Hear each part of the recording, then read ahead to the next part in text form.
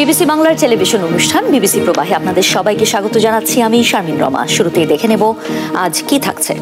7 দশকের বেশি সময় ধরে ভারত ও পাকিস্তানের মধ্যে উত্তেজনার কেন্দ্রবিন্দু কাশ্মীর অঞ্চল। মঙ্গলবার 22 এপ্রিল 2025 কাশ্মীরে বন্দুকধারীদের গুলিতে 26 জন নিহত হওয়ার পর আবারও আলোচনায় এসেছে এই অঞ্চলটি।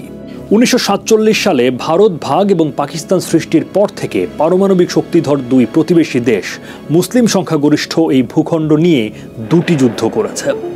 এই অঞ্চলটি দুই দেশই সম্পূর্ণ নিজেদের দাবি করে, তবে শাসন করে আংশিকভাবে।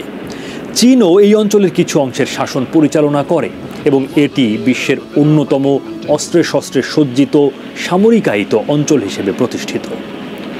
2019 সালে ভারতীয় সংসদ থেকে এই অঞ্চলের বিশেষ মর্যাদা বাতিল করা হয়, যা এই অঞ্চলকে স্বায়ত্তশাসনের কিছুটা অধিকার দিয়েছিল। তখন জম্মু কাশ্মীর দুই অংশকে দুইটি কেন্দ্রীয়ভাবে পরিচালিত অঞ্চলে বিভক্ত করা হয়। এরপর থেকে ভারত সরকার বারবার দাবি করেছে যে এই অঞ্চলে নিরাপত্তা পরিস্থিতির উন্নতি হয়েছে এবং ভারতীয় শাসনের বিরুদ্ধে সশস্ত্র বিদ্রোহ থামানো গেছে। তবে মঙ্গলবারের মর্মান্তিক ঘটনার পর ভারত সরকারের সেই দাবি নিয়ে আবার প্রশ্ন তুলছেন সমালোচকরা। ব্রিটিশ শাসন থেকে 1947 সালে ভারত ও পাকিস্তান স্বাধীন হওয়ার পর সে সময়কার রাজকীয় শাসকদের পছন্দ অনুযায়ী যে কোনো রাষ্ট্রের সাথে যোগ দেওয়ার সুযোগ দেয়া হয়। তৎকালীন কাশ্মীরের মহারাজা হরি সিং ছিলেন একজন হিন্দু শাসক, কিন্তু এই অঞ্চলটি ছিল মুসলিম সংখ্যাগরিষ্ঠ। তাই দুই দেশের মাঝে অবস্থিত এই অঞ্চল নিয়ে তিনি সিদ্ধান্ত নিতে পারেননি। তিনি পাকিস্তানের সাথে পরিবহন এবং অন্যান্য পরিষেবা বজায় রাখার জন্য একটি অন্তর্বর্তীকালীন স্থবির চুক্তি স্বাক্ষর করেন।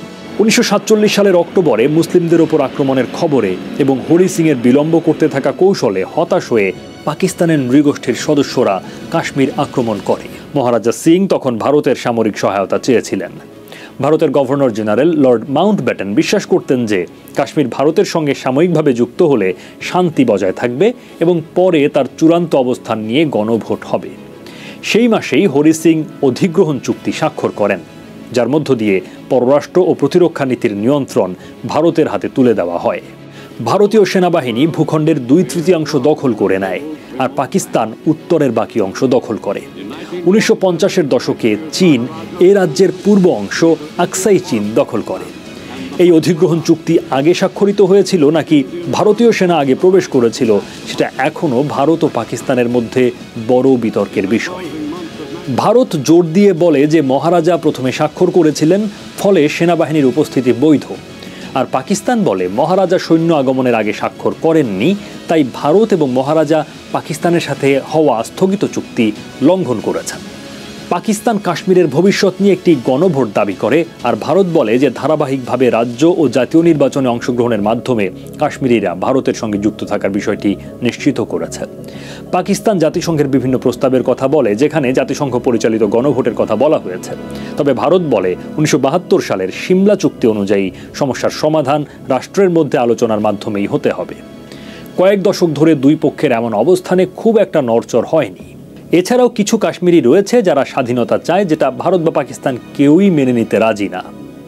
কাশ্মীর নিয়ে ভারত ও পাকিস্তান 1947 থেকে 1948 এবং 1965 সালে যুদ্ধ করেছে। তারা সিমলা চুক্তিতে মূল যুদ্ধবিরতির যে রেখা ছিল সেটিকে নিয়ন্ত্রণ রেখা হিসেবে চূড়ান্ত করে, তবে এতে সংঘর্ষ বন্ধ হয়ে যায়নি। 1999 সালে সিয়াচেন হিমবাহ অঞ্চলে আরও সংঘর্ষ হয়, যেটি ছিল নিয়ন্ত্রণ রেখার বাইরে। 2002 সালেও দুই দেশ আবার যুদ্ধের কাছাকাছি চলে যায়। 1989 সালে ইসলামপন্থীদের নেতৃত্বে সশস্ত্র বিদ্রোহ শুরু হলে পরিস্থিতি আরও জটিল হয়। বিতর্কিত সশস্ত্র বাহিনী বিশেষ ক্ষমতা আইন AFSPA চালু করে ভারত সেনাবাহিনীকে অতিরিক্ত ক্ষমতা দেয়। এ আইন নিয়ে মাঝে মাঝে পর্যালোচনা হলেও এটি এখনও ভারত শাসিত জম্মু ও কাশ্মীরে কার্যকর।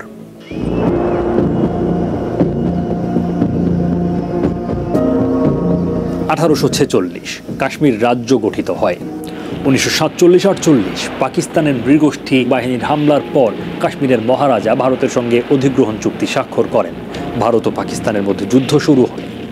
1949 ভারত ও পাকিস্তানের মধ্যে যুদ্ধবিরতি চুক্তির মাধ্যমে কাশ্মীর ভাগ হয়। 1962 আকসাই চীন সীমান্ত নিয়ে চীনের সঙ্গে ভারতের যুদ্ধ হয়, এতে ভারত পরাজিত হয়। 1965 দ্বিতীয় ভারত পাকিস্তান যুদ্ধ হয়, যেটি যুদ্ধবিরতির মধ্য দিয়ে শেষ হয়। একই বছরেই হয় কাশ্মীরি জাতীয়তাবাদের উত্থান। জম্মু কাশ্মীর লিবারেশন ফ্রন্ট প্রতিষ্ঠিত হয়, যার লক্ষ্য ভারত ও পাকিস্তান শাসিত কাশ্মীরকে পুনরায় একত্রিত করে স্বাধীন রাষ্ট্র গঠন। 1972 সিমলা চুক্তি। যুদ্ধের পর ভারত ও পাকিস্তান নিয়ন্ত্রণ রেখা চূড়ান্ত করে আনুষ্ঠানিক স্বীকৃতি দেয় এবং আলোচনার মাধ্যমে সমস্যার সমাধানে একমত হয়। 1971 সালের সেই যুদ্ধের প্রেক্ষাপটে পাকিস্তান থেকে বিচ্ছিন্ন হয়ে বাংলাদেশ সৃষ্টি হয়। 1980 থেকে 90-এর দশক। ভারতীয় শাসনের বিরুদ্ধে ক্ষোভ থেকে সশস্ত্র প্রতিরোধ, গণবিক্ষোভ ও পাকিস্তান সমর্থিত সশস্ত্র গোষ্ঠীর উত্থান ঘটে। হাজার হাজার মানুষ নিহত হয়। 1999 কার্গিল যুদ্ধ। পাকিস্তান সমর্থিত সশস্ত্র গোষ্ঠী ভারতের অধীন কার্গিল অংশে অনুপ্রবেশ করলে ভারত ও পাকিস্তান আবার স্বল্পমেয়াদী সংঘর্ষে জড়িয়ে পড়ে। 2008 ভারত ও পাকিস্তান 6 দশকের মধ্যে প্রথমবারের মতো নিয়ন্ত্রণ রেখা পারাপারের বাণিজ্য রুট চালু করে। 2010 ভারত শাসিত কাশ্মীরে ভারত বিরোধী বিক্ষোভে শতাধিক যুবক নিহত হয়। 2015 রাজনৈতিক সন্ধিক্ষণ। জম্মু ও কাশ্মীরের নির্বাচনে ভারতের ক্ষমতাসীন হিন্দু জাতীয়তাবাদী দল বিজেপি প্রথমবারের মতো এই অঞ্চলে বড় রাজনৈতিক শক্তি হিসেবে আবির্ভূত হয়, যখন তারা আঞ্চলিক মুসলিম পিপলস ডেমোক্রেটিক পার্টির সাথে আংশিকভাবে জোট সরকার গঠন করে। 2019 ফেব্রুয়ারিতে পুলওয়ামাতে ভারতের সেনাবাহিনীর কনভয়ে আত্মঘাতী হামলায় অন্তত 40 জন সেনা নিহত হয়। অগাস্ট মাসে ভারত সরকার জম্মু কাশ্মীর রাজ্যের বিশেষ মর্যাদা বাতিল করে, যা রাজ্যটিকে উল্লেখযোগ্য স্বায়ত্তশাসন দিয়েছিল। এরপর রাজ্যটিকে ভেঙে 2টি কেন্দ্রশাসিত অঞ্চলে রূপান্তর করা হয়। সর্বশেষ সংবাদ ও বিশ্লেষণ জানতে যুক্ত থাকুন বিবিসি বাংলার website, Facebook page, YouTube channel, x বা টুইটার এবং ইনস্টাগ্রাম অ্যাকাউন্টে। ভারতীয় অংশের কাশ্মীর উপত্যকা নিঃশব্দে শ্বাস নেয় বানিহাল টানেল দিয়ে। এটা শুধুমাত্র টানেল নয়, পুরো উপত্যকার অস্তিত্ব টিকিয়ে রাখার নীরব যুদ্ধ। এটা এমন এক করিডোর যার ভেতর দিয়ে চলে ভারতীয় রাষ্ট্র কাঠামোর রসদ। বানিহাল টানেল কাশ্মীর উপত্যকার একমাত্র প্রধান সড়কপথ, যা এতটাই গুরুত্বপূর্ণ যে প্রতিরক্ষা বিশ্লেষকদের মতে যুদ্ধ শুরু হলে শত্রুপক্ষের প্রথম যে জায়গায় দৃষ্টি পড়বে তাই টানেল। বানিহাল টানেল দিয়ে প্রতিদিন কাশ্মীরে পৌঁছায় সামরিক, বেসামরিক সব ধরনের প্রয়োজনীয় রসদ। এজন্যই একে কাশ্মীরের লাইফলাইন বলা হয়। সামরিক কৌশলের ইতিহাস থেকে দেখা যায়, যুদ্ধ শুরু হলে প্রথমেই ভেঙে দেওয়া হয় প্রতিপক্ষের সাপ্লাই চেইন। আর কাশ্মীরের সাপ্লাই চেইন বানিহাল টানেল যদি থেমে যায়, পুরো উপত্যকা পরিণত হবে অঘোষিত বন্দিশালায়। বান্ডেল থাকলে প্রতি সেনমানিতে টাকা বাঁচবে। বিকাশ সেনমানি বান্ডেল কিনে জিতুন প্রতি লেনদেনে। বানিহাল টানেল এত স্পর্শকাতর হওয়ার কারণ, এই টানেলটি পুরো উপত্যকা ও ভারতীয় মূল ভূখণ্ডের মধ্যে শুধু কাশ্মীর নয়, গোটা উত্তরের সেনা উপস্থিতির সাপ্লাই লাইন হিসেবে কাজ করে। যদি সিয়াচেন, কার্গিল বা দারাসে কিছু হয়, রসদ আসে এখান দিয়ে। এই পথ বন্ধ হলে উপত্যকার ভেতর আটকে যাবে সেনা, ভেঙে পড়বে প্রতিরক্ষা কৌশল।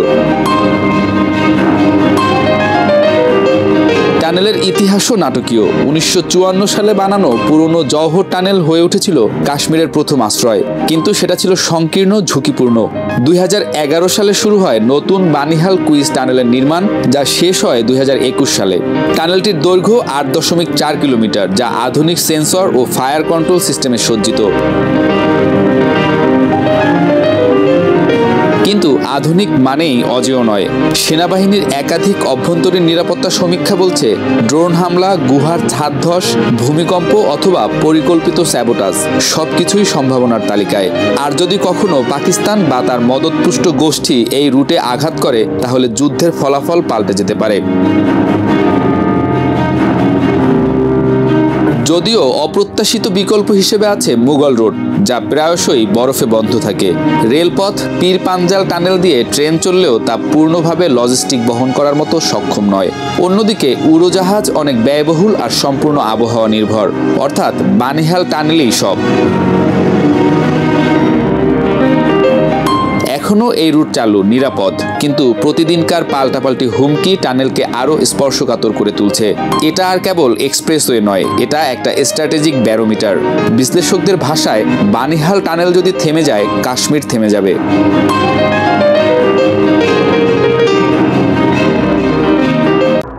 টান টান উত্তেজনা চলছে ভারত পাকিস্তান সীমান্তে। দুই দেশের নেতাদের মুখেও রণগর্জন। সর্বাত্মক যুদ্ধের চূড়ান্ত প্রস্তুতি নিয়ে রণমূর্তিতে দুই দেশের সামরিক বাহিনীও। সীমান্ত চৌকিগুলোতে যুদ্ধাস্ত্রের ডামাডোল। ক্যান্টনমেন্টগুলো থেকে বহরে বহরে সেনা আসছে সীমান্তে। ভয়ঙ্কর এক যুদ্ধাতঙ্ক দুদেশের সীমান্ত জনপদে। উদ্বেগ, উত্তেজনার শঙ্কায় থমথমে পরিবেশ। ওয়ালটন আবারও মিলিনিয়ার অফারে ওয়ালটন ফ্রিজ কিনে আপনিও হয়ে যেতে পারেন মিলিয়নিয়ার। মিলিনিয়ার ছড়াছড়ি দেশ জুড়ে, এটা শুধু ওয়ালটনই পারে। দিনে সেনা টহল, রাতে হামলার ভয়। পরমাণু শক্তিধর দুই প্রতিবেশীর এই যুদ্ধ দামামা ছড়িয়ে পড়েছে দক্ষিণ এশিয়া সহ পশ্চিমা বিশ্বেও। ঘাড়ের উপর নিঃশ্বাস ফেলছে বড় যুদ্ধের শঙ্কাও। এমন রুদ্ধশ্বাস অবস্থার মধ্যে বৃহস্পতিবার মাঝ রাতে ভারত পাকিস্তান গোলাগুলিতে কেঁপে ওঠে কাশ্মীর সীমান্ত। প্রায় রাতভরি চলে এই হামলা। বিভিন্ন গণমাধ্যম বলছে পাকিস্তান সেনাবাহিনী আগে গুলি চালায়, পাল্টা গুলি চালায় ভারতও।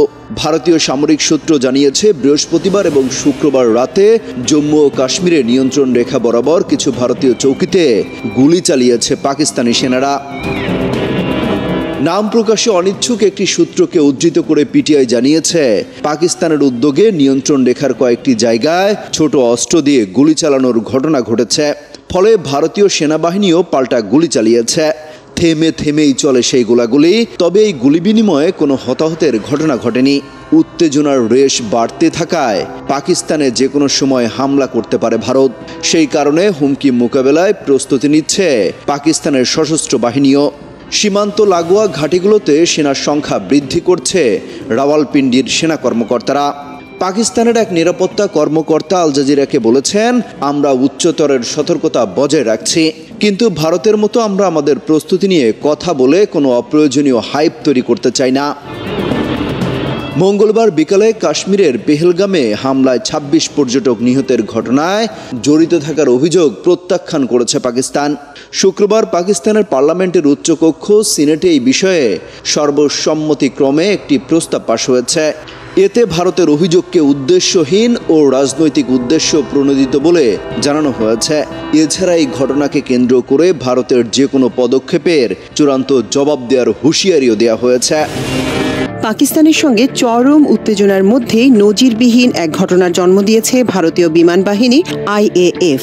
শত্রু নয়, বরং নিজ দেশের মধ্যে এক আবাসিক এলাকায় বিমান হামলার মতো ঘটনা ঘটিয়েছে তারা। তবে বিমান বাহিনীর দাবি এটি একটি দুর্ভাগ্যজনক অসাবধানতা। ভারতীয় গণমাধ্যমের প্রতিবেদন অনুযায়ী ঘটনাটি ঘটেছে শুক্রবার মধ্যপ্রদেশের শিবপুরী জেলার পিছোর শহরে।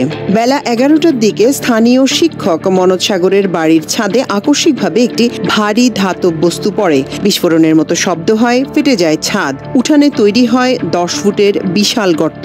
ক্ষতিগ্রস্ত হয় বাড়ির দুটি কক্ষ এবং পাশে পার্ক করা একটি গাড়ি। তবে সৌভাগ্যক্রমে কেউ হতাহত হয়নি। ঘটনার পরপরই IAF এক্সে অর্থাৎ সাবেক টুইটারে দেয়া এক বিবৃতিতে জানায়, বিমান থেকে একটি অবিস্ফোরক বায়বীয় স্টোর অসাবধানতাবশত পড়ে যায়। সম্পত্তির ক্ষতির জন্য দুঃখ প্রকাশ করে তারা জানায়, ঘটনার তদন্ত শুরু হয়েছে। শিবপুরীর পুলিশ সুপার আমান সিং রাঠোর নিশ্চিত করেছেন, পরিবারটির 4 সদস্য অক্ষত আছে এবং পুলিশ প্রশাসনের দল ঘটনাস্থলে রয়েছে এবং পুলিশ প্রশাসনের দল ঘটনাস্থল পরিদর্শন করেছে। সাব ডিভিশনাল পুলিশ অফিসার প্রশান্ত শর্মা জানান, ধাতব বস্তুটি পোড়ার চিহ্ন রয়েছে এবং এটি খুবই শক্ত পদার্থ বলে মনে হচ্ছে। ঘটনার উৎস জানতে গোয়ালিয়র বিমান ঘাঁটির সঙ্গে যোগাযোগ করা হয়েছে। এদিকে এই ঘটনা এমন এক সময় ঘটল যখন পাকিস্তান ভারত সম্পর্ক চরম উত্তেজনার মধ্যে দিয়ে যাচ্ছে। 22 এপ্রিল কাশ্মীরে ভয়াবহ সন্ত্রাসী হামলায় 26 জন নিহত হওয়ার পর দিল্লি ইসলামাবাদের বিরুদ্ধে একাধিক কঠোর পদক্ষেপ নিয়েছে। পাল্টা জবাবে পাকিস্তানও ভারতীয় বিমান চলাচল এবং সীমান্ত ব্যবস্থায় নিষেধাজ্ঞা আরোপ করে। তবে এই হামলায় ভারতের নিরাপত্তা বাহিনীর কাজ প্রশ্নবিদ্ধ হয়েছে। হামলার 20 মিনিট পর তারা ঘটনাস্থলে পৌঁছে। ততক্ষণে বন্দুকধারীরা পালিয়ে যায়। ভারতীয় সংবাদ মাধ্যম ইন্ডিয়ান এক্সপ্রেসের একটি প্রতিবেদনে বেশ কয়েকজন প্রত্যক্ষদর্শীর বরাত দিয়ে এ অভিযোগ করা হয়। কোনো মিসাইল কিংবা রকেট নয়, এবার বন্দুক হামলায় কাঁপল ইসরায়েল। সাইরেনের শব্দের পরিবর্তে যেন গুলির বিকট শব্দে ঘুম ভাঙল ইসরায়েলিদের। স্থানীয় সময় শুক্রবার ভোরের আলো ফোটার আগেই অস্ত্রধারীদের ছোড়া একের পর এক গুলিতে ত্রাসের নগরীতে পরিণত হয় মধ্য ইসরায়েলের শহর তিরা। আশেপাশের বাসিন্দারা কিছু বুঝে ওঠার আগেই মুহূর্তেই ঝরে যায় 2 ইসরায়েলি যুবকের প্রাণ। গোলাগুলির বিকট শব্দ শুনে এগিয়ে যান স্থানীয়রা। একটি গাড়ির ভেতর অচেতন অবস্থায় 3 জনকে দেখতে পান প্রত্যক্ষদর্শীরা। খবর দেন পুলিশে। পরে দ্রুত ঘটনাস্থলে পৌঁছায় নিরাপত্তা কর্মীরা। এ সময় 2 জনকে মৃত ঘোষণা করেন তারা। গুরুতর আহত অবস্থায় হাসপাতালে নেওয়া হয় আরেক যুবককে। ইসরায়েলি সংবাদ মাধ্যম টাইমস অব ইসরায়েল সহ একাধিক গণমাধ্যম জানিয়েছে এসব তথ্য। লোমহর্ষক এই ঘটনার পর থমথমে পরিস্থিতি বিরাজ করছে শহরটিতে। মোতায়েন করা হয়েছে নিরাপত্তা বাহিনীর অতিরিক্ত সদস্য। টহল চলছে গোটা অঞ্চল জুড়ে। তবে এখনো এই ঘটনার কোনো সুরাহা করতে পারেনি ইসরায়েলি কর্তৃপক্ষ। তদন্ত চললেও হামলার পেছনে কে বা কারা রয়েছে তা নিশ্চিত করতে পারেনি প্রশাসন। আটক করা যায়নি কাউকে, জানা যায়নি হামলার কারণও। ঘটনাটিকে সন্ত্রাসী হামলা হিসেবে ধারণা করছে ইসরায়েল। ঘটনা এখানেই শেষ নয়। একই দিনে বিকেলে উত্তর ইসরায়েলি নগরী ইবিলিনে সন্ত্রাসী হামলায় মৃত্যু হয় 69 বছর বয়সী এক বৃদ্ধের। টাইমস অব ইসরায়েল বলছে, যা একদিনে 3য় আরব ইসরায়েলি নাগরিক হত্যার ঘটনা। তবে হত্যাকাণ্ডটির কোনো বিস্তারিত তথ্য প্রকাশ করেনি কর্তৃপক্ষ। মাত্র কয়েক ঘন্টার ব্যবধানের পর 3 আরব ইসরায়েলিকে হত্যার ঘটনায় রীতিমতো তোলপাড় শুরু করে দিয়েছে ইসরায়েল।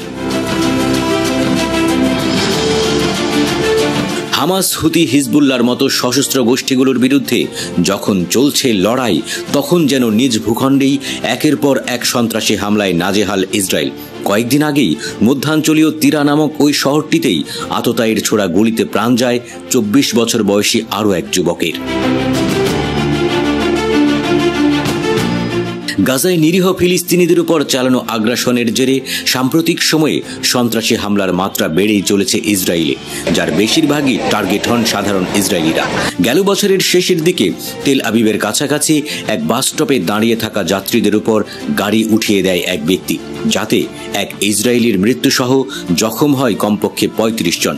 এছাড়াও গেল কয়েক মাসে বেশ কয়েকবার বন্দুক হামলার ঘটনা ঘটেছে ইসরায়েলে, যাতে প্রাণ হারিয়েছেন বেশ কয়েকজন ইসরায়েলি। তবে কি নিজ ভূখণ্ডেই আর নিরাপদ নয় ইসরায়েলিরা? একের পর এক সহিংস হামলার পর উঠছে এমন প্রশ্ন। সবাইকে শুভকামনা জানিয়ে আমি শারমিন রমা এখানেই বিদায় নিচ্ছি। ভালো থাকবেন।